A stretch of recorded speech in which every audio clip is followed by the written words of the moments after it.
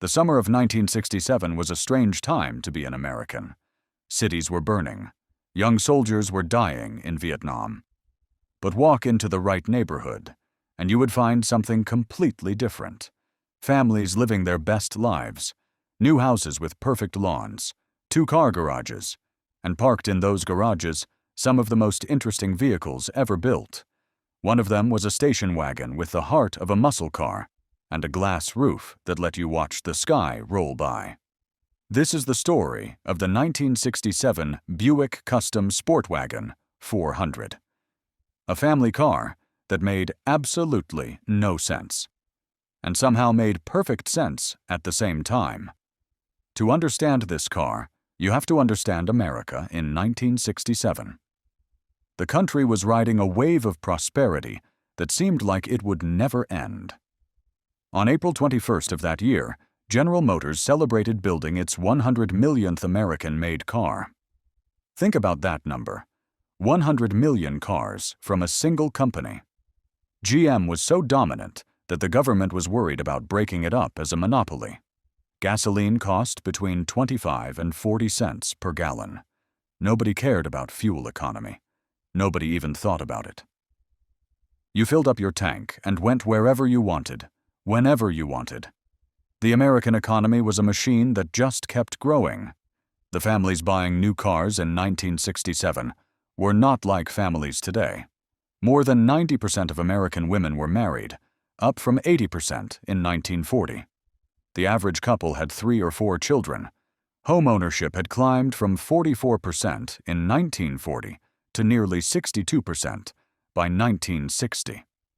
These families were moving to the suburbs in numbers that are hard to imagine today. Between 1950 and 1970, the suburban population nearly doubled to 74 million people. An astonishing 83% of all population growth during this period happened in suburban areas. Suburban life required cars. Everything required cars. Work was not a streetcar ride away anymore. Neither was school, church, the grocery store, or the doctor's office. And with 3 or 4 children participating in Little League, swimming lessons, piano practice, and Cub Scouts, families needed vehicles that could carry both people and mountains of equipment. Enter the station wagon. It was the minivan of its era, the SUV before SUVs existed. Every suburban family seemed to have one. They were practical, spacious, and utterly sensible. They were also completely boring. Buick had a different idea. The story begins in February 1964, when Buick introduced the Sport Wagon on General Motors' new A-body platform. The regular Skylark sedans and coupes rode on a 115-inch wheelbase. But the Sport Wagon needed more room. Engineers stretched the wheelbase by 5 inches to 120 inches, creating space for a third row of seats. This extra length gave the wagon a more elegant look and allowed it to carry up to 9 passengers in comfort. But the real innovation was sitting on top of the car. Rising above the cargo area was an elevated roof section surrounded by 4 panels of tinted glass. Buick called it the sky roof. This remarkable feature flooded the interior with natural light and gave passengers a view of the world that felt almost magical. The inspiration came from an unlikely source. In 1954, Greyhound had introduced the famous GMC Cinecruiser bus, which featured a raised observation deck with panoramic windows. Someone at General Motors realized that the same idea could work in a station wagon. They were right. The result was a vehicle that looked like nothing else on the road. For the first 3 years, the Sport Wagon came with capable but ordinary engines. That changed in 1967. For the first time, Buick offered its brand new 400 cubic inch V8 as an option in the Sport Wagon. This was the same engine that powered the legendary GS 400 muscle car. This engine was special. It was completely new, replacing the famous Nailhead V8 that Buick had been building since 1953. The Nailhead got its nickname from the unusual placement of its valves, which stuck up like the heads of nails. It was a good engine, but it was showing its age. The new 400 was a different animal entirely. With a bore of 4.04 inches and a stroke of 3.90 inches, it displaced exactly 399.95 cubic inches, close enough to call it 400. The engine featured a Rochester Quadrajet 4-barrel carburetor and produced 340 horsepower at 5,000 RPM. Even more impressive was the torque, 440 pound-feet at 3,200 RPM. That massive torque meant the engine could move heavy loads without breaking a sweat. Perfect for a wagon stuffed with kids and camping gear. The 400 was also 85 pounds lighter than the nailhead it replaced. Buick's engineers had designed it from scratch with larger valves and improved exhaust headers. The result was an engine that breathed better and revved higher than anything Buick had built before. As Buick engineer Cliff Studeker explained at the time, "We made the 400 specifically for the purpose of putting it in a grand sport." When that engine went into the Sport Wagon, something magical happened. Here was a vehicle that looked like a sensible family car, but could embarrass sports cars at traffic lights. It was what car enthusiasts call a sleeper, a vehicle that hides its true power behind an innocent face. Step inside the 1967 Custom Sportwagon, and you entered a different world from ordinary station wagons. Buick was a premium brand, positioned just below Cadillac in General Motors' carefully organized lineup. That status showed in every detail. The front seat was a wide bench that could hold 3 adults. Behind it sat another bench, and behind that, if you ordered the 9-passenger configuration, was a forward-facing third-row seat. This seat sat elevated, so passengers could see over the second row, and the raised sky roof gave them extra headroom. With all seats filled, the Sportwagon could carry 9 people in genuine comfort. When the back seats were folded flat, the cargo area opened up to an impressive 96.6 cubic feet. That is enough room for bicycles, camping equipment, coolers, and all the other gear that American families seemed to accumulate in the 1960s. There was even a hidden storage compartment beneath the cargo floor. Standard equipment included cloth and vinyl upholstery, full carpeting, a deluxe steering wheel, and a 120 miles per hour speedometer. The dashboard featured an analog clock and various warning lights. 2-speed electric windshield wipers with washers kept the glass clean. Front and rear seat belts kept everyone safe. But the real luxury came from the options list. Buyers could add air conditioning, power steering, power brakes, power windows, power seats, and a power tailgate. They could choose between several radio options, including an AM/FM model. Tinted glass cost just $43 extra. A trunk release was $10. For those who wanted to show off a bit, Buick offered the custom trim level with simulated wood grain panels along the sides. This DI knock vinyl wrap recalled the genuine mahogany and ash that had covered expensive woody wagons in the 1940s. Back then, only the wealthy could afford a station wagon. The wood grain trim reminded everyone that this was still a vehicle for successful people. Who actually purchased a 1967 Buick Custom Sportwagon 400. The typical buyer was not just any suburban parent. This was someone who had achieved real success: a doctor, lawyer, engineer, middle manager, or business owner. They could afford the base price of around $3,200, which would be roughly $33,000 in today's money. That made the Sportwagon more expensive than almost every other mid-size Buick, including the GS 400 convertible muscle car. These buyers valued style and quality over raw value. They wanted a Buick because Buick represented something. Success without ostentation, luxury without excess. The brand's advertising asked, "Would not you really rather have a Buick?" For these families, the answer was obviously yes. To understand the Custom Sportwagon's significance, you need to understand how General Motors organized its brands in 1967. GM ran 5 car divisions, each aimed at a different type of buyer. Chevrolet was the entry point. Affordable, practical, everywhere. Pontiac was for buyers who wanted a bit more excitement and style. Oldsmobile occupied the middle ground. Buick was for people who had made it in life, but were not quite ready for a Cadillac. And Cadillac itself was the pinnacle, reserved for the wealthy and powerful. Within Buick's lineup, the Sport Wagon filled a unique role. It was the company's only luxury station wagon from 1964 until 1970, when the larger estate wagon returned. The Special and Special Deluxe wagons sat below it in price and prestige. Above the Sport Wagon, there was nothing.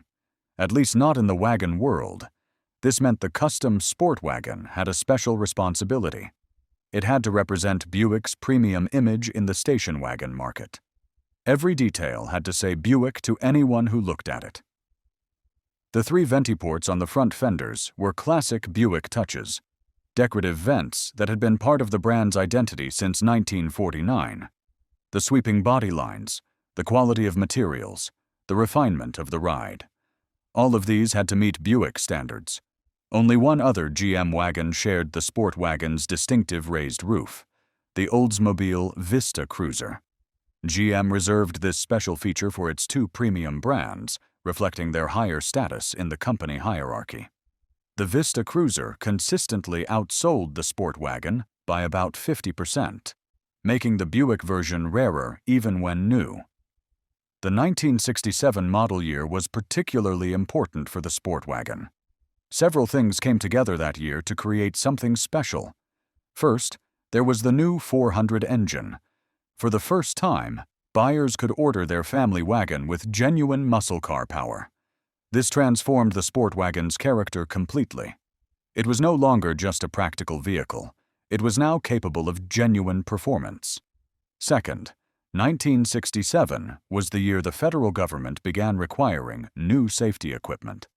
All 1967 Buicks came with energy-absorbing steering columns, 4-way hazard flashers, shoulder belt mounting points, softer interior surfaces, and dual-circuit hydraulic brake systems. Front disc brakes became available as an option for the first time. These changes made the Sport Wagon safer for the families it was designed to carry. Third, the design had matured since the model's introduction in 1964. The stylists had refined the details, and buyers knew what they were getting. The Sport Wagon had proven itself as a practical, reliable vehicle that delivered on Buick's premium promise. Finally, 1967 represented a kind of high watermark for American confidence. Yes, there were troubles: the Vietnam War, urban unrest, generational conflict. But for successful families in the suburbs, life had never been better. The Sport Wagon captured that moment perfectly. Big, bold, optimistic, and ready for anything. Imagine a Saturday morning in the summer of 1967. A family of 6 climbs into their Custom Sportwagon 400, bound for a week at the lake. Dad has loaded the cargo area with fishing rods, tackle boxes, a cooler full of food, and more luggage than seems possible. Mom has prepared sandwiches for the road. The 4 kids have claimed their seats, 2 in the middle row, 2 in the back. As the wagon pulls out of the driveway, the 400 engine rumbles quietly. There is power in reserve, but no need to use it yet. The neighborhood slides past. Neat lawns, split-level houses, station wagons in every other driveway. This is suburban America at its peak. Once on the highway, the Sport Wagon comes into its own. The Super Turbine 400 automatic transmission shifts smoothly through its 3 gears. The ride is comfortable, almost cushioned. Air conditioning keeps everyone cool despite the summer heat. In the back seat, the kids look up through the tinted glass panels of the sky roof. Clouds drift overhead. Bridges appear and disappear. When the highway cuts through a forest, branches seem to reach down toward them. It is a completely different way of experiencing a road trip. Not just watching the world go by outside the windows, but watching it pass overhead as well. One owner described a similar experience years later. One July 4th, parking the car early in the day along the coast, in front of the pier from which the fireworks were always launched. We climbed into the center row, lowered the windows, and enjoyed the fried chicken and ice cream. And then, through the sky roof, watched the show celebrating America's freedom. This was what the Sport Wagon was designed for. Not just transportation, but memory-making. If you are enjoying this deep dive into automotive history, consider subscribing to our channel. We bring you stories about forgotten cars, overlooked innovations, and the vehicles that shaped America. Hit that subscribe button and join us as we explore the highways and byways of automotive history. The 1967 Custom Sportwagon 400 served its original owners faithfully for years. These were well-built cars from America's most successful automaker, and they could handle hard use. One Sportwagon's entire service history was discovered years later. A 2-inch thick book documenting every oil change, every repair, every trip to the dealer. The car had spent most of its life in the San Francisco area, owned by a married couple who maintained it meticulously. Records showed that on more than one occasion, both husband and wife had taken the car in separately for the same repairs. Neither knew the other had already scheduled service. That is how much these owners cared about their vehicles. Many Sportwagons stayed in families for generations. One owner recalled, "It was Mom's car, and when she could no longer drive due to her multiple sclerosis, the car was passed down to me. I drove it from age 16 to age 21. The wagon had become more than transportation. It was a family heirloom. But most sport wagons did not survive. Station wagons led hard lives. They carried heavy loads, absorbed the abuse of children, and logged hundreds of thousands of miles on family vacations and grocery runs. When they finally wore out, they were usually sent to the junkyard without ceremony. Nobody thought of them as collectible. They were just old family cars. The oil crisis of 1973 accelerated the decline. When gasoline prices quadrupled almost overnight, big thirsty wagons became expensive to operate. The shift toward smaller, more fuel-efficient vehicles had begun. By 1984, Chrysler had introduced the minivan, which offered wagon-like practicality in a more efficient package. The traditional American station wagon was on its way out. The last full-size American station wagon, a Buick Roadmaster Estate, rolled off the assembly line in 1996. An era had ended. Before all that, however, the 1967 Sportwagon achieved an unexpected claim to fame. In 1968, a French comedy crime film called L'Homme à la Buick, The Man with the Buick, featured the Sportwagon in a starring role. The movie starred Fernandel, one of France's most beloved comedians. He played Mr. Joe, a seemingly respectable wealthy Parisian who uses his Buick Sportwagon to transport underprivileged children from Paris to Switzerland for ski holidays. What a generous man. Except he is actually an international smuggler, using the charitable trips as cover to traffic rubies across borders. Sharp-eyed car enthusiasts have noted details about the movie car. It wears the rare front disc brakes that became available for the first time in 1967. Its headlights contained the selective yellow bulbs required by French road regulations of the era. The car appears in good condition at the beginning and end of the film, but shows damage to its left rear fender and tail light during the middle sections. This was one of Fernandel's final films before his death in 1971, with music by the acclaimed composer Michel Legrand. It gave the Sportwagon an unexpected moment of international fame. Today, the 1967 Buick Custom Sportwagon 400 is a genuinely rare vehicle. While exact production numbers are not available, Buick's records from this era are described as murky. We know these wagons were never common. They were expensive when new, which limited sales. The Vista Cruiser, their Oldsmobile cousin, outsold them significantly. Time and hard use have reduced the survivors even further. According to market tracking data, only 9 Buick Sport Wagons sold in the last 5 years across all major auction platforms. At any given moment, you might not find a single one for sale. Prices reflect this scarcity.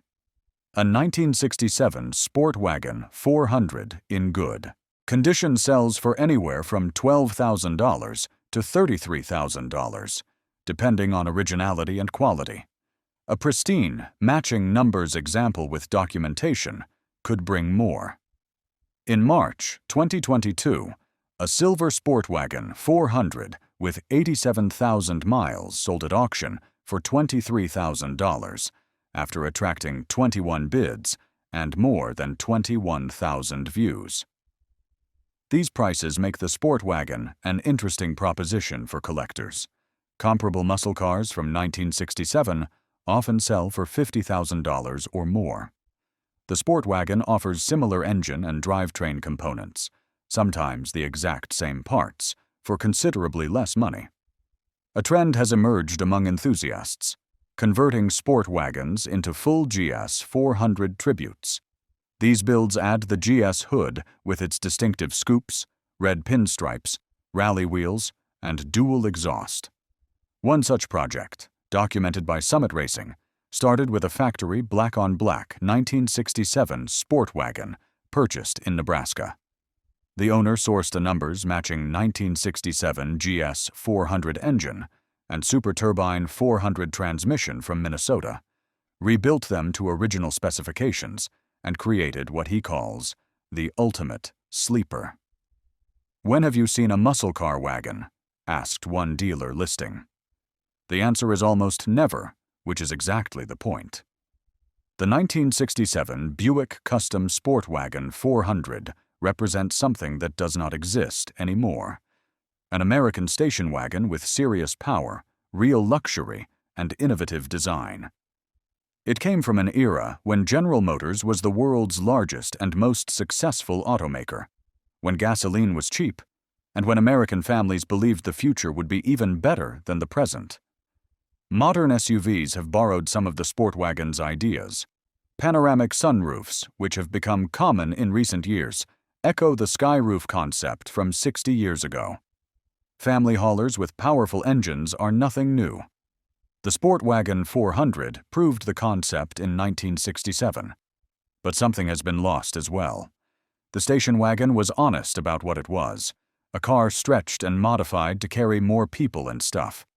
Modern SUVs pretend to be rugged off-road vehicles, even when they will never leave the pavement. There was an authenticity to the wagon that seems quaint today. For those who remember riding in the back of a sport wagon, watching America pass by through those tinted glass panels, the memory is vivid and specific. There is an entire generation of adults who grew up seeing the world backward from the rear-facing seats of station wagons, making faces at the cars behind them. The skyroof added another dimension to that experience. Now you could watch clouds and bridges and treetops sliding past overhead. The custom sport wagon continued in production through 1972, when it was renamed the Buick Estate Wagons. Part of a reorganization of Buick's lineup. By that point, the golden era was already fading. The 1973 oil crisis would devastate the market for big, powerful vehicles. Environmental regulations would strangle engine performance. The comfortable certainties of 1967 would give way to economic uncertainty and social change. The last traditional Buick wagon rolled off the assembly line in 1996. The nameplate itself survived on SUVs and crossovers, but the classic station wagon was gone. Today, the survivors of 1967 are treasured by their owners. They attend car shows and cruise nights, their skyroofs still flooding the interior with light. They take their families on road trips, just as they did 60 years ago. They represent a specific moment in American history, a moment of confidence, prosperity, and optimism that seems distant today. When someone asks what attracted them to their Sport Wagon 400, many owners give the same simple answer. I like Buicks. For the Buick faithful, that says everything that needs to be said. The 1967 Buick Custom Sportwagon 400 was not just a car. It was a statement about what American families could achieve and how they wanted to live. It was practical enough to haul 9 people and their luggage, powerful enough to merge onto highways with confidence, and stylish enough to park at the country club without embarrassment. It was a family car that could also be a muscle car, a luxury vehicle that could also be a workhorse. More than anything, it was a product of its time. That brief, remarkable moment when American industry was at its peak, American families were at their largest, and American optimism seemed unlimited. The Sport Wagon 400 captured that moment in steel and glass and vinyl wood grain, and for those lucky enough to own one today, it still carries a piece of 1967 wherever it goes. Before you go, if you found this journey through automotive history fascinating, make sure to subscribe to our channel. We explore the forgotten corners of car culture, bringing you stories that deserve to be remembered. Hit that subscribe button, and let's keep discovering these incredible machines together.